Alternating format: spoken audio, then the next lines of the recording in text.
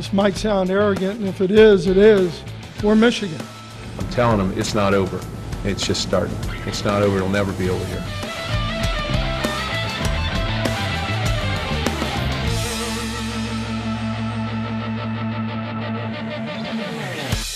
Hello and welcome to Bitter Rivals with Ted and Tom. Following this first weekend in November, action in college football. Michigan State with mixed results. The Wolverines fall on hard times at Iowa. Michigan State has a scare at home in Minnesota. But you know what? I don't care about either one of them because Michigan is a basketball school. The Wolverines signed Mitch McGary, the #1 recruit in the nation for next year. So for John Beilein, the guy is just absolute God. I don't care about college football. It's college basketball. What's this? Another big white guy.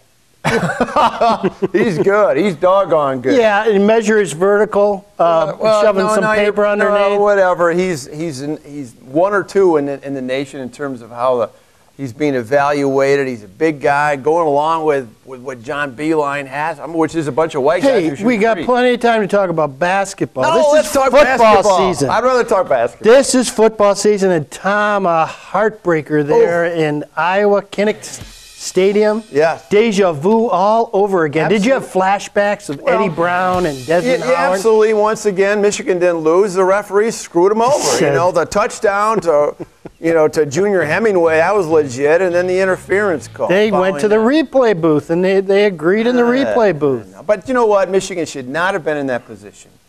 This goes back to winning on the road. Very challenging for the Wolverines, and D-Rob's out there throwing the ball around. What is he, second in the country in interceptions thrown right now? 12 INTs. They're in the red zone down there, ready to tie it up, and he's in the gun, and there's no run threat from Denard Robinson. Not when you put him between the tackles. Absolutely. You have that kind of talent. You got to get him in space. Right. So the defensive back that's got flat responsibility doesn't know whether to go to run support or stay sustained in his zone. Absolutely, and as I've talked to you, we've discussed before, Iowa took the Michigan State approach to things in that D-line, staying in their gaps, just holding and not over-pursuing, forcing D-Rob to throw the ball, and we look at the result. It's like you're on kickoff team. Stay in your lanes and let them commit. Exactly. And, so it was very frustrating. Now Michigan has to bounce back.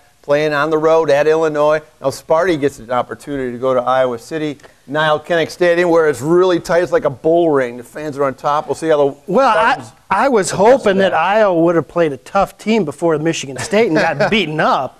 But, with your lightweight defensive players, it was like a scrimmage. Well, let me tell you, Ted, you can't exactly stick your chest out about these Spartans. This is the same Minnesota team. Albeit they had their quarterback back. A little bit different. 6'4", 240 pounds. He runs like Vince Young. Minnesota is still Minnesota. This is not a very good football team, okay? And Spartans at home should have taken care of business. And first of all, I was shocked by how they played, how flat they were, some decision-making by Kirk Cousins, and also shocked by the aerial shot of Spartan Stadium and the ridiculous amount of fans showed up in the student section. We'll get into it in the next segment. But, Tom, I'm gonna lay something out there that's just going to grind your wheels. No, you've never done that before. No. Will Golston. 2 weeks ago, 15 tackles. Last week, 14 tackles. Hey, he's good. Outstanding play in Ohio State. I'm not saying he's not He good. is well on his way to all Big Ten defensive end. Good for him. Way to go, Will. I'm happy for him. Really? Yeah, I don't care. The only point I made about that game on October 15th was that the only really play that I have a concern was a twisted face mask thing, right. and that was accounted for. He sat out a game. When it mattered, they wouldn't have won anyway. What did they do the following week? They lost to Nebraska. What did they do the following week after Michigan State? After Michigan State game? What did Michigan State do? Yeah. They won. Yeah, they won. They won without him, so it didn't matter. They won the Wisconsin game. Right. That's right. Yeah. So anyway. Then they had a letdown the following week in Nebraska. Yeah, they had a letdown. That same Nebraska team that lost to Northwestern. Mm-hmm. And not a very good Northwestern team that lost to Army this year. So, who wants the Big Ten? Who wants to win the crown? And it could be Michigan State right now. The way it looks like right now, I hate to say it, they're in control of their Still destiny. set up. The remaining schedule, you've got Iowa at Iowa, Then you have Indiana at home, which the students won't show up for.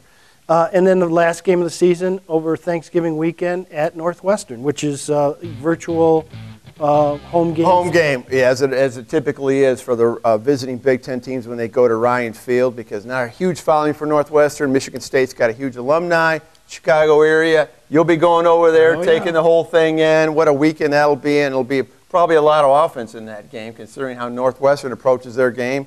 It'll be interesting to see how Michigan State's defense handles that. Yep, and we'll be back after this message.